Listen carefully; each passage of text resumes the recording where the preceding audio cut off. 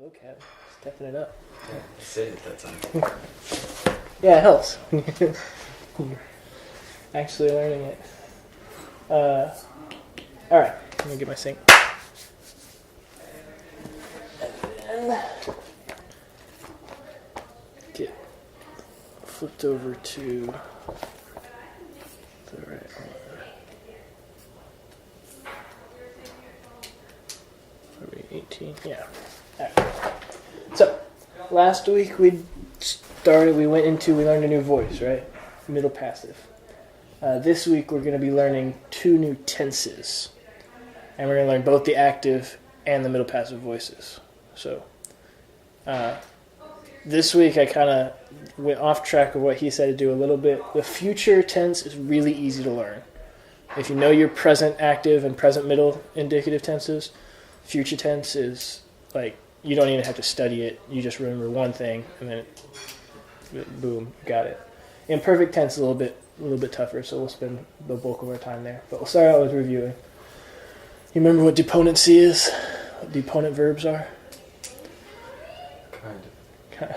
Deponent verbs, they look like middle passives, but they have active meaning. So that's erchomai, dunamai, right? Erchomai, I come, I go. All right. My tells you, okay, wait a second, that should be middle passive. It should be like, I have come by, or I have been come, or, but that doesn't make sense. So it's got an active meaning, I come, but it looks like a middle passive because it's got the my ending. But same with dunamai, I am able, I have power to. And so when you're parsing those verbs, any verbs that you memorize in your vocab, if you memorize the my ending, that's a deponent verb. That's the easy way to remember it. So, my endings, deponent verbs. And when you parse it, it asks for the voice. You put deponent in the voice slot instead of saying middle passive, because it's like, well, it looks like it's middle passive in form, but in meaning, it's active. So So that's how we do it. And we went over those, and you got those. And that's how I remembered it, psi, ... But it's going to always show up as eta with the other subscript. So that's the present, middle, passive, indicative. I forgot to write down which one showed up more. And I assumed it was the eta, but it was easier to remember the entire table with the psi and the sipe. Yeah. So. Yeah, I got you. That's in the present, whenever a verb has present, middle, passive, it's going to look like an eta. Psi is the regular middle passive ending that will get thrown onto other tenses. That'll make more sense as we learn more tenses, because you'll see these endings come up again with just slight alterations, other additions like an extra letter somewhere in there. So that's why you learn all of them, my, psi, tai, right now. But anytime it's present, middle, passive, it'll be my a, tai. You'll get to recognize those as you do more of it. I think that okay. So homework. Let's do some of these translations. Okay.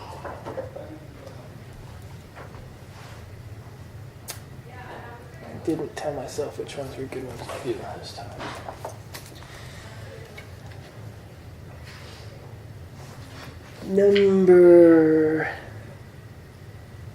Let's do number 2. Lueste. Page 179, by the way. Yeah, I got it. What'd you get? So, let's see. Probably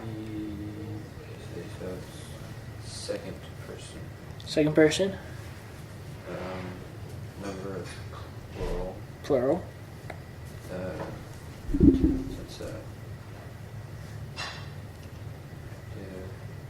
middle. It's active, right? Active would be the tense or the voice? Tense. Try again. Voice.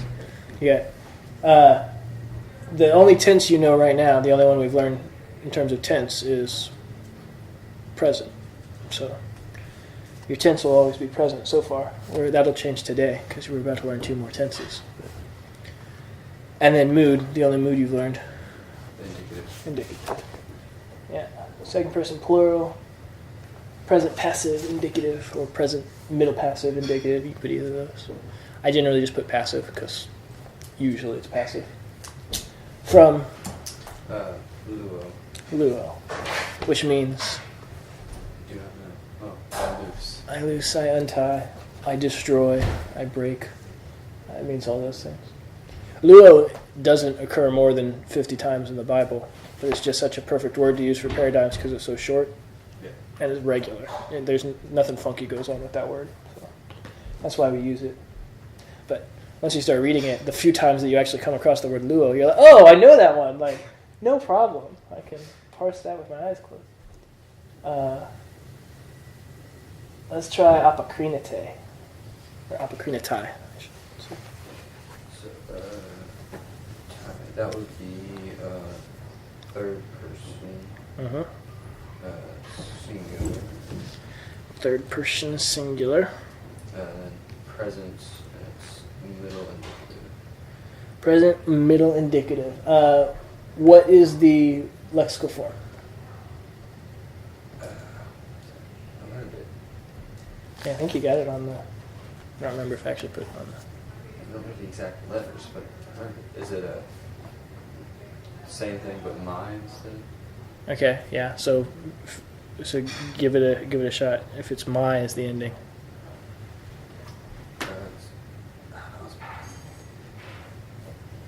Apocrine.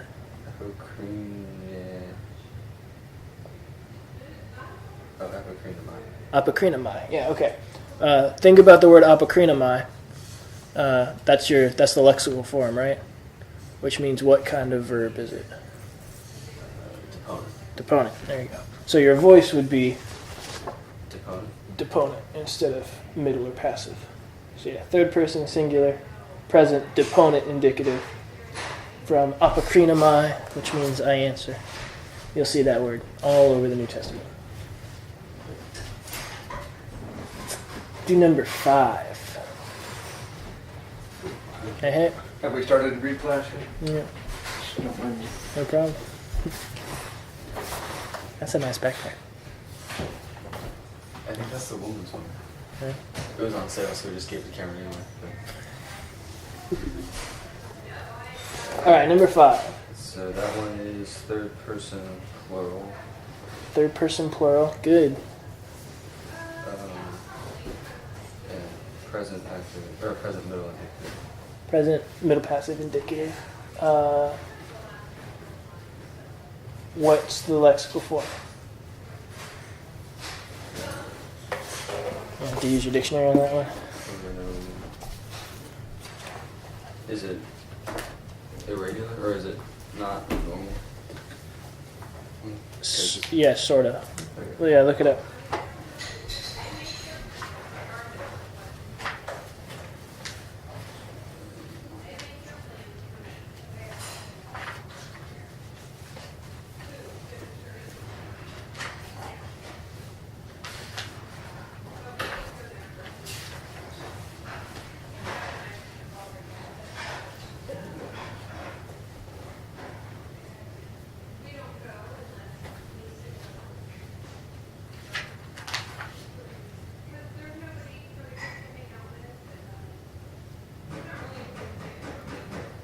You on page 410?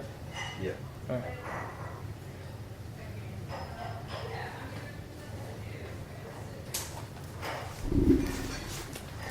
Is it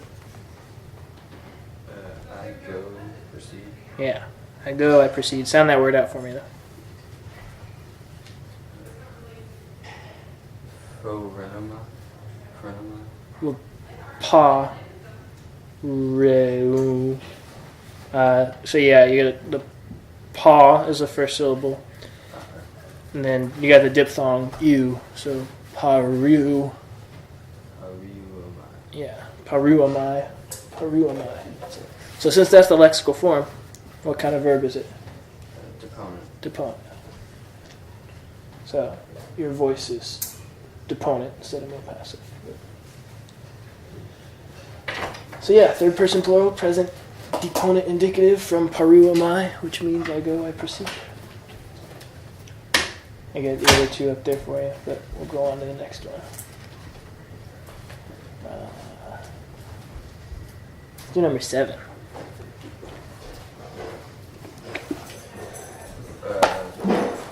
Second person. Second person. Singular. Singular. Present middle indicative. Present middle indicative. What's the lexical form?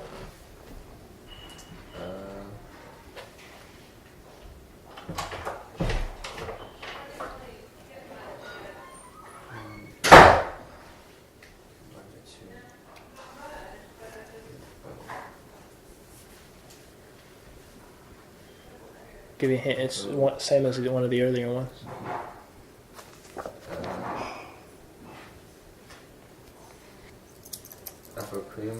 Apocrenamai, which means the voice is actually deponent. So a lot of these are deponent. Yeah. That's the ones you got on this, because this is the first time you've seen middle passive. So now we can start throwing deponent verbs at you, so you know what the middle passive endings look like. And lots of high occurrence verbs are deponent, just because of the nature of the verb, which is strange. But you get to where you recognize it pretty quick. Let's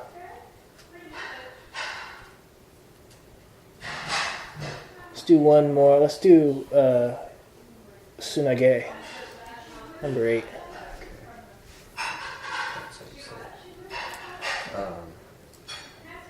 Yeah, I was struggling saying that for a while. Sunage, or sunage would be the right. I forget how exactly I said it, but I think I tried to say like synagogue and put a couple letters off. It didn't work too well. So, yeah. That is. It's not the regular ending for middle. correct. It's not middle passive. Yeah. Think back on your. It is the other one. After. Yeah. And it is second person singular. It is singular. It's not second person. Third person. Third person. Yeah. What are your present active indicative endings? Remember them from 2 weeks ago or 3 weeks ago? Starts with luo. Lue. Luo, lues. Lues, and then Lue. Luomai, Luete, Luosin. Yes. Luameth, or Luame, yeah, luamen, luete, luusi. Luo, lues, lue, luamen, luete, luusi are your endings. Then that would make it present active indicative. Present active indicative from. You got this one right on the quiz. Synagogue. Synagogue. It's synagogue without the. It's the verb form of synagogue, right? Yeah. Yeah, synago, which means To come together. yeah, to come together. Those are your other ones. Yeah, I gotta. He essentially he'll throw one or two that will break the pattern and recall something that you did earlier. Right. So when you first got verbs, he threw one noun in there just to keep you on your toes. Yeah. So you got all middle passives. He threw one present active in there to keep you on your toes. But yeah, you did all right with that. Let's do a couple of translations. Let's do letter delta.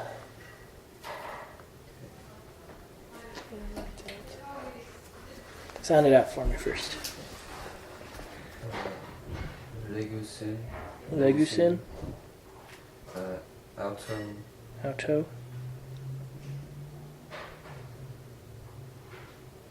Ercometha. Yeah, or Ercometha. Legusin auto or cometha. All right, what does it mean? So.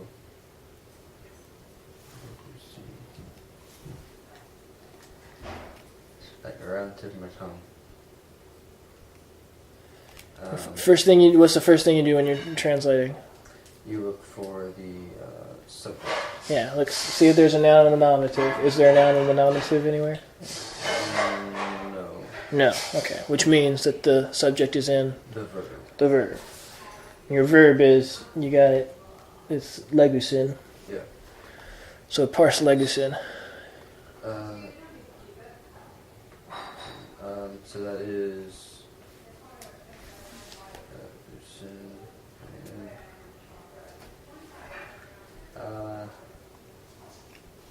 It's not middle.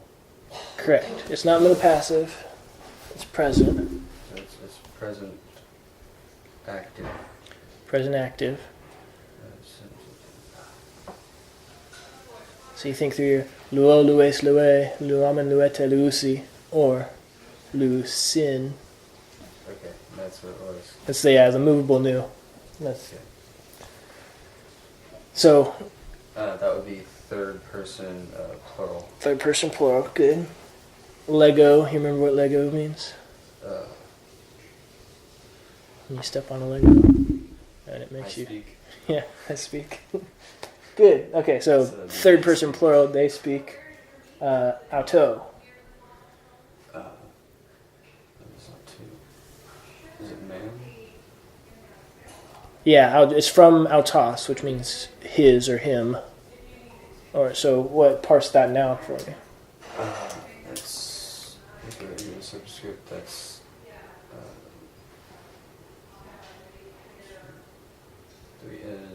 genitive. Yeah, I think he had the third one is dative, nominative, genitive, dative. Dative. Feminine. You can't even. It's either masculine or neuter. Okay. Yeah. But what's the? It's singular.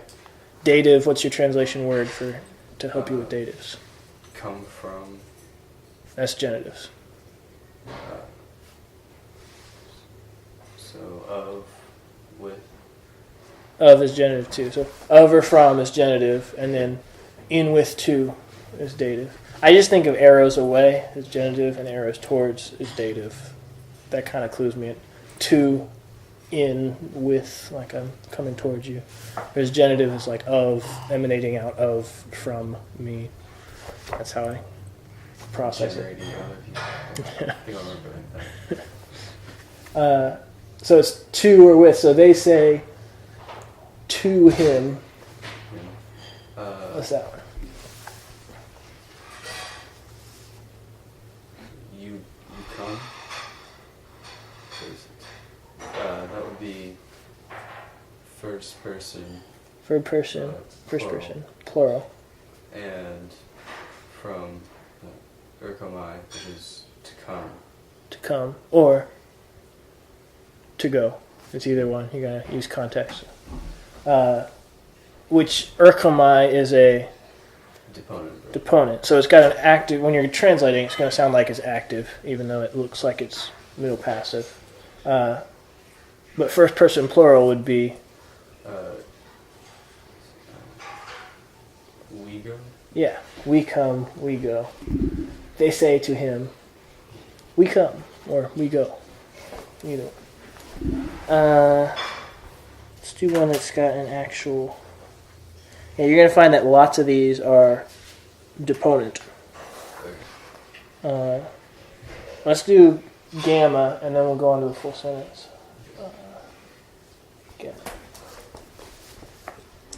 So there's. Okay, so there's no. There's no noun. Although. Bethlehem, yeah, okay, so that's one you don't necessarily know if it's nominative or accusative or what case it is, because proper nouns, lots of the rules go out the window. So you got to kind of use context. But let's just assume that it's not. How do you translate that if that's an accusative? So it's from Kaleo. Yeah. Kaleo, which means... This one I see all the time too. Kaleo. To call. Yeah, there you go. There you go. So, a tie.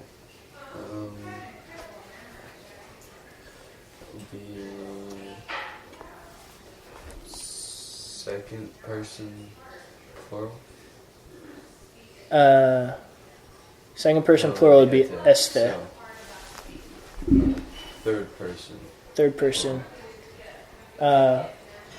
If it were plural, you'd have a nu in there. Right, untie. Oh, right. So it's singular. Third person singular. What's third person singular? They. That'd be plural. Okay. Second person is y'all. Or you. They. That's not me. This one gets me every First time. person is I speak. Second person is you speak. Third person is They. but if it's just one guy, he speaks. He, she, it. Right. He speaks, she speaks, it speaks. Kaleo, so kaleo, first person would be I call. Third person singular would be he calls. Or, if it's not a he or a she, it calls. Okay. Now, is this active or passive? Or middle passive? Sorry? Active. Third person singular active would be lua lues lue. This is a my sai tai. Okay. So it's middle. Yeah, middle passive. Because present tense, it's middle and passive look the same. Yeah. So, I call is active. How would you put that into a passive voice? I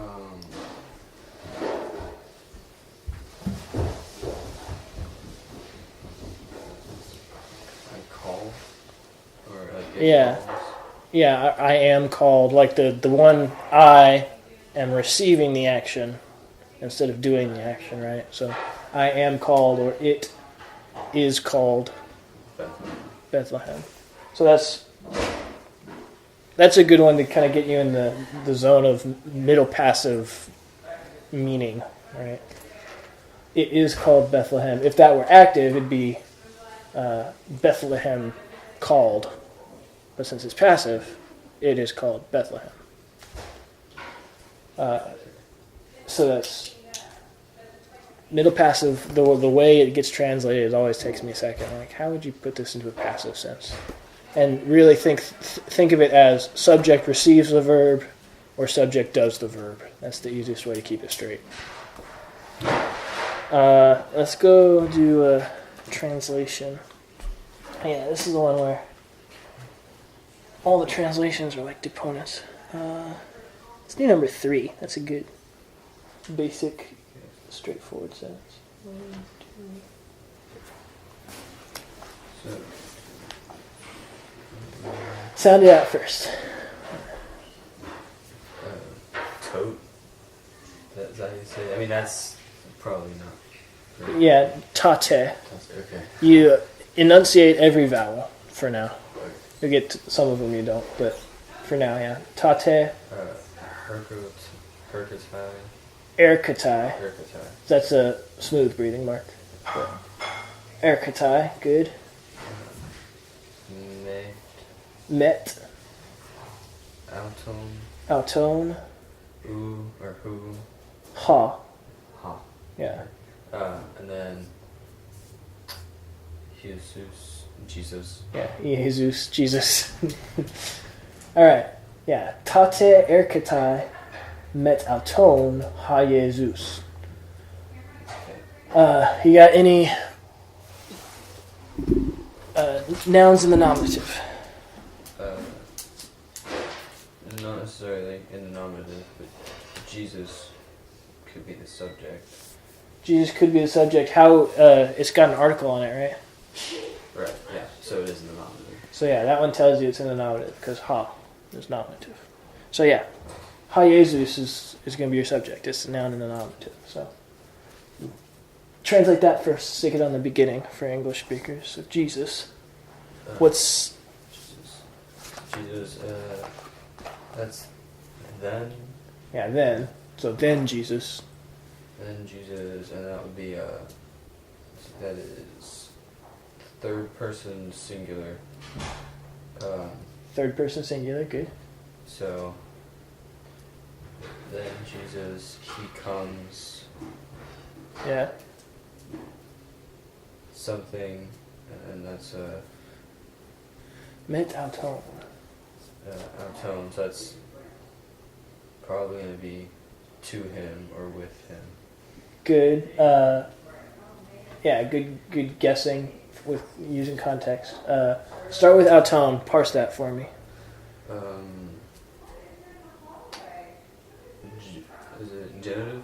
Genitive. And that's the same for Yeah. Is it singular or plural? plural. Plural. So instead of him, it'd be Them. them. Yeah. So then Jesus comes, something them, after them, with them, to them. You got to know what meta is, right? Yeah. So meta means after or with, depending on the context. When it's used with a genitive, it usually means after. So, then Jesus comes after them. And I mean, it comes, like, normally it'd make more sense to say, then Jesus came after them in English, but it's present tense. So for now, we just stick with comes as the present tense of come. When we get into the indicative, or the imperfect tense, then we'll turn past time.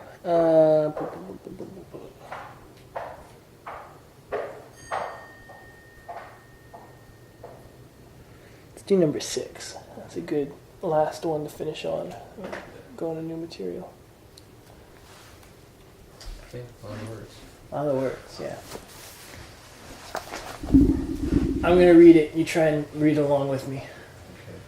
Nun de pros se erchomai kai tauta lalo en to cosmo.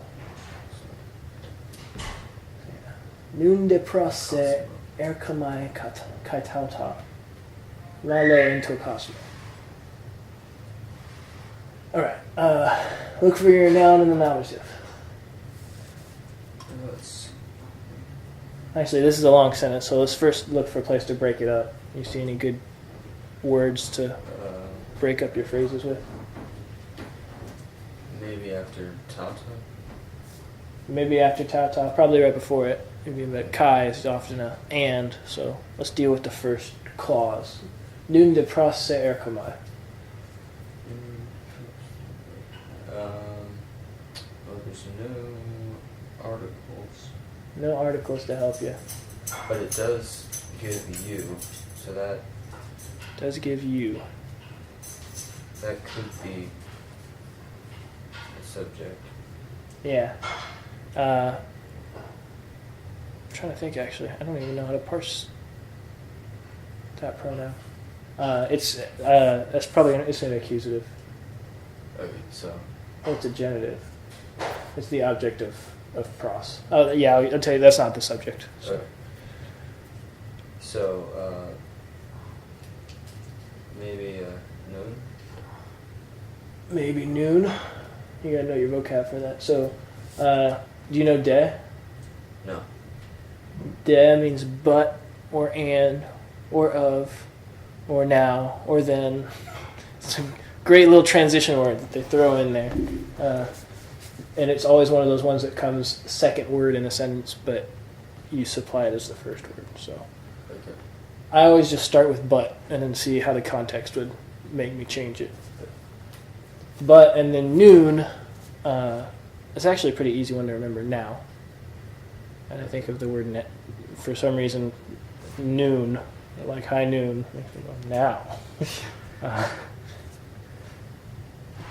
don't know why. So yeah, but now. You don't have any nouns in the nominative, and se isn't your subject. So where is your subject? It's in the verb. In the verb, which is erkomai, which means you come. I to come. Yeah, and excuse me, your lexical form will always be first person singular. So I come. And so, yeah, your subject is in that I. So I come pros se. What's? So something you. Yeah. I don't know that word. All right. That's another preposition you learn. We're going to have to go over prepositions again. To or toward. I'm trying to remember. There was a good...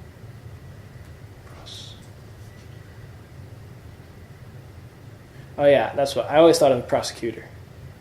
He's always yelling at somebody. Towards him. He is the that's how I remembered pros. Toward or to. But now I come to you. What's the second phrase?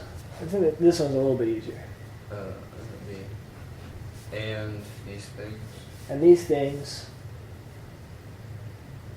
lalo. Something in the cosmos. In the cosmos, which means? In the universe, like yeah. World. World. I say these things, lalo. It's from the word laleo, which is a contract verb. And it means, look it up. Yeah. That's one you got to know.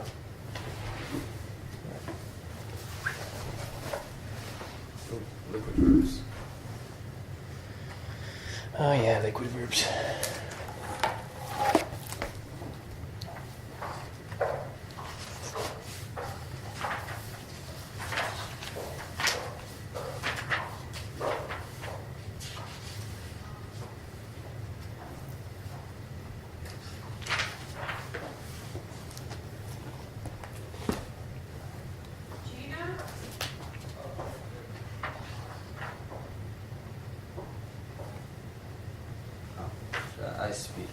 I speak.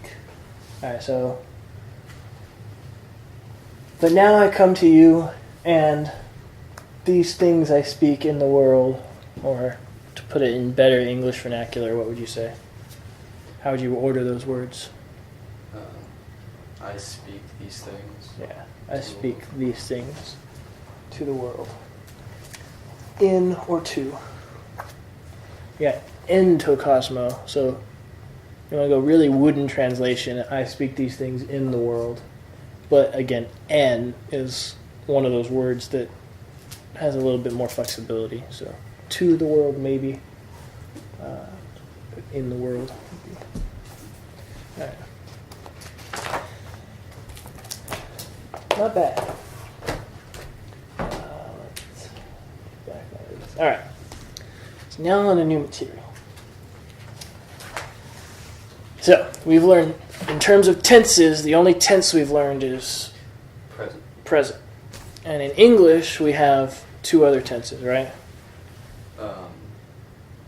Past and future. Past and future. All right. In Greek, there's a whole bunch of different kinds of past tenses. We'll get into one of them today. Future tense works just like the English future tense. It's future time, future action, not really saying how the action happened. The tense formative, the way that you make something future, is you add a sigma before the connecting vowel. That's it. Okay. Yeah, real straightforward. So luo, lues, lue is now luso, luses, luse, lusam, and lusate, lususi, lususin. Nice and easy tense formative. That's the future active. So yeah, future active. And guess what? For the future middle passive, well, guess what you do? Same thing. The exact same thing. Only you add them in front of the middle passive ending. So lusami, lusesai, or lusei once it contracts. Lusatai, lusamatha, lusesta, lusantai. Great, yeah. See, he had a whole extra chapter devoted just to futures. I'm like, let's just throw the future tense in with the imperfect because they're so easy. So that's what they look like formed out. Lusamai, luse, lusetai, lusamitha, luseste, lusantai. That's, I'm trying to remember, I didn't even make any notes. It translates just like the English future, works just like the future in English works. Future tense in Greek is super easy. So if the present, the present active word for luo means I loose, right? What's the future active? How would you translate the future active luso? I will lose. I will loose, yeah. How would you do the future middle passive? Or how would you first do? How would you do the present middle passive to get that in your mind?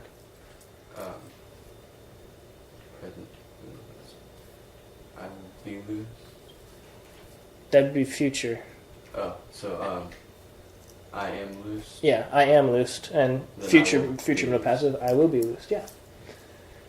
Well done. So yeah, future tense is simple, but one little, only kind of tricky thing, which I actually realized I just made a mistake here. So if you want to edit I'm gonna go ahead and edit right now. This is just the future middle. The passive has a different ending.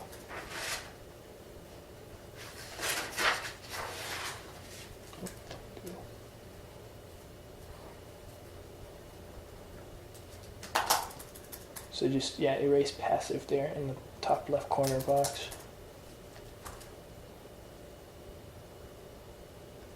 Passive has a different ending that we'll learn a lot later. But that's the future middle. Future active is future active. You erase passive on both? Oh yeah, on the two middle boxes. There. Imperfect is the more confusing one. So, remember that tense in Greek has both time, like when it happened, present, past, or future. It also has aspect, or kind of action. Anytime I say the word aspect, you think kind of action. Oh, okay. Aspect. Kind of action. Aspect. Kind of action. There you go. So, tense involves time and aspect, or kind of action. So, the imperfect tense is past time, continuous action. Something that was happening in the past. Whereas... so it was a continuous action in the past. Correct. Yeah, so the luo, past time continuous aspect, would be I was loosing. Whereas simple past tense would be I loosed. Right? So that's your difference. Imperfect is past time continuous aspect. Okay. I think next week we're looking at aorist, which is your simple past. So that we'll get to that. So yeah. Present tense active voice would be Bill hits the ball. Simple past tense active voice would be Bill hit the ball. Imperfect tense active voice in English would be Bill was hitting the ball. It's something that was happening continuously in the past. Present tense passive voice. So passive voice, Bill is hit by the ball. That's present tense. Simple past tense passive voice, Bill was hit by the ball.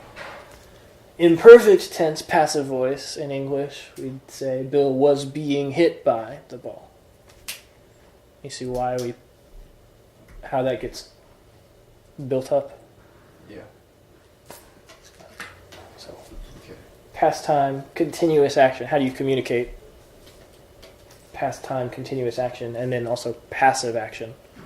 He's receiving the action. So it gets a little bit wordy when you're trying to do imperfect passive voice.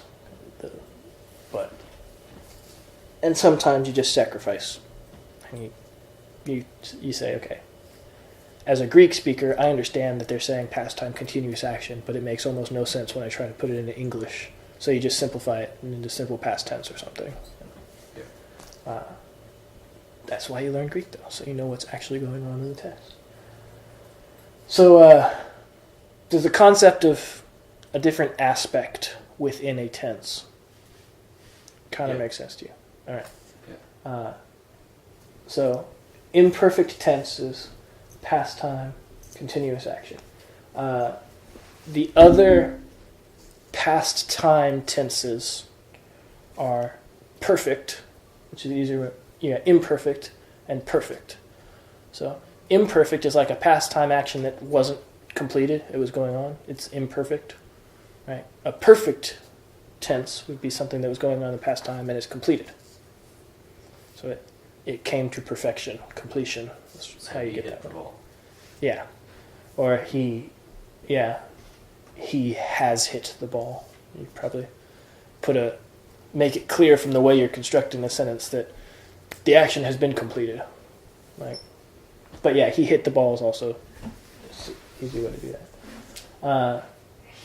We'll get to that. Aorist is your other past time, and that's undefined. So you just throw it into the past tense. Imperfect is more. I think of it. You're not learning Spanish. It's probably the same in French. Do they have like a formal greeting in? Yeah. So in Spanish it's usted instead of tú. Tú is the informal you. Usted is like the you sir kind of a thing. I think of it imperfect as like the formal past tense. I don't know why I think of it like that. It doesn't really translate a whole lot into what it means, but it's like trying to communicate a little bit more information about what was going on in the past tense and dress it up a little bit. Whereas if you're lazier, you're just going to use the simple aorist, the past tense, and say, oh, yeah, it happened. Okay, but just how did it happen? Well, one's more relaxed and one is... Yeah, one gives more detail. So imperfect is a little bit more detailed. So do most people use the aorist? Yeah, most of the biblical authors, the majority of the time, they'll use the aorist tense when they're speaking about past tense, unless they're making some kind of a point about how it happened, in which case they'll switch to different tenses. So this takes on theological significance. So big picture, when you're reading the Bible, why does this matter?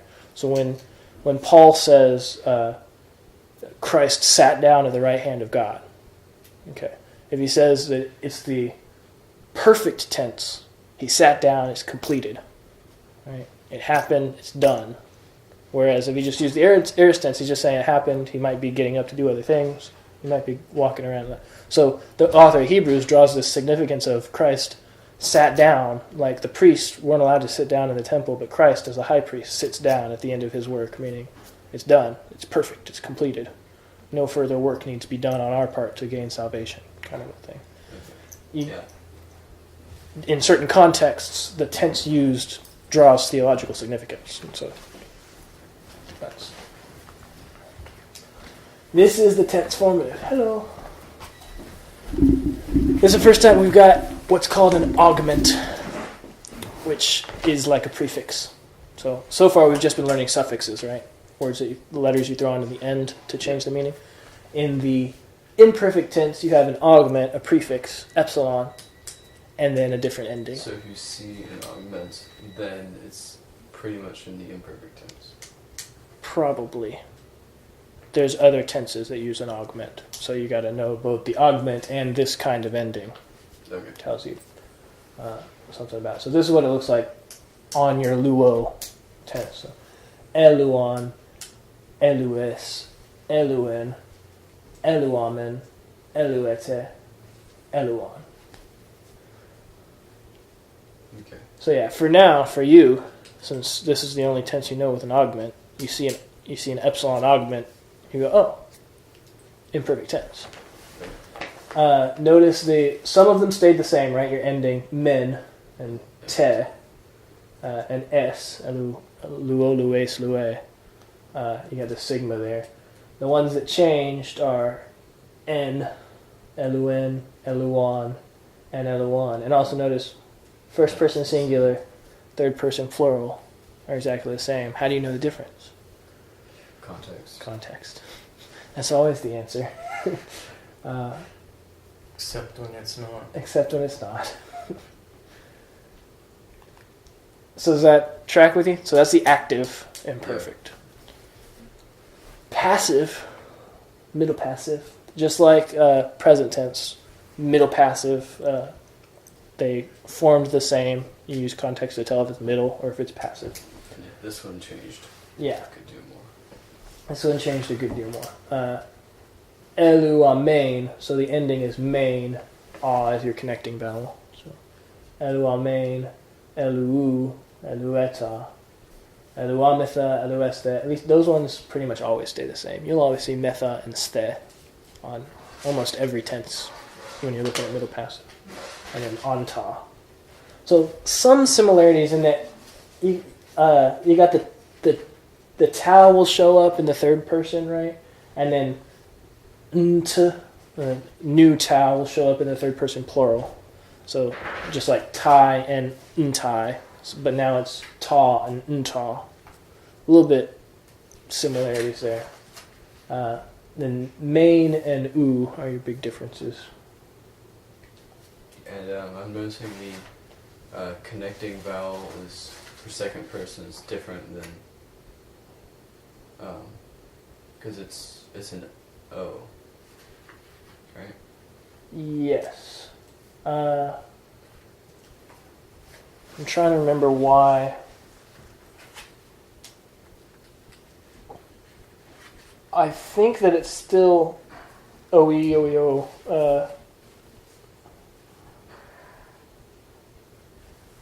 Now I gotta look that up. I don't remember why that.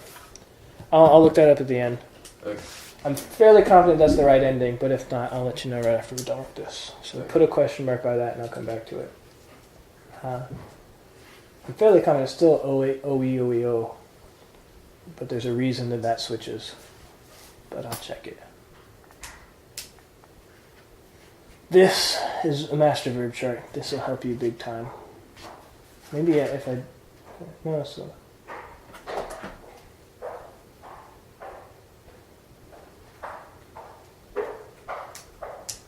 Yeah, I'll have to look it up. But this has all of the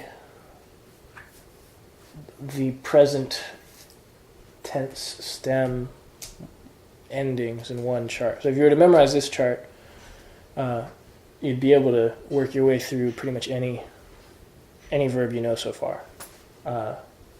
It's got the actual ending and then how it plays out once all of your contractions and intervocalic sigmas and stuff drop out and everything. What do the three squirrels mean? Is that it remains the same? What it means is that technically there's no ending. The ending is nothing. Okay. But it works out that elua, there's no ending. You take the connecting vowel ah, and then it lengthens because it's sitting there, and ah doesn't like to sit on the end in the first person singular. So. Same with over here. It's like technically there's no ending, but stuff happens to it because of that. So. If you read Mounts carefully, he kind of walks through and says why all that stuff happens. I think that was it. Yeah, so let me check on that. Okay. Why that is. If you want to look it up with me, maybe we can. 2 eyes are better than one. I think it's chapter 20 or 21. 21 is imperfects. What page is that? 183 is where it starts.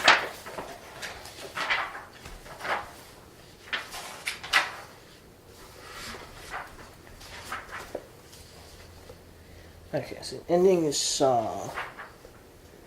This is the only secondary personal ending that has changed significantly. The ending is actually saw. Because a sigma in an inflected ending normally cannot stand between two vowels. It drops out in this form, and then the connecting vowel and omicron connect to oo. That's what it is. Okay. So the connecting vowel is still but your contraction rules kick in. So comes up against that omicron ending, and it lengthens to oo. Okay. That's the contraction. So yeah, ooh. See, this is I'm more the type who would just rather learn the paradigm and not learn the rules. So something's going on there. Just don't know what it is. But to learn the rules better. I think, is it next week or the following week that I'd put in the syllabus so we're not meeting for Thanksgiving? Well, next week is thanks. Oh, I see what you're saying. Let's see. November 27th. Okay, so we'll still meet next week. Do you have the syllabus there? Yeah. What's kind of next? I know we're like 2 weeks behind where it says we should be. What's the one after what we just covered? Future middle passive and imperfect.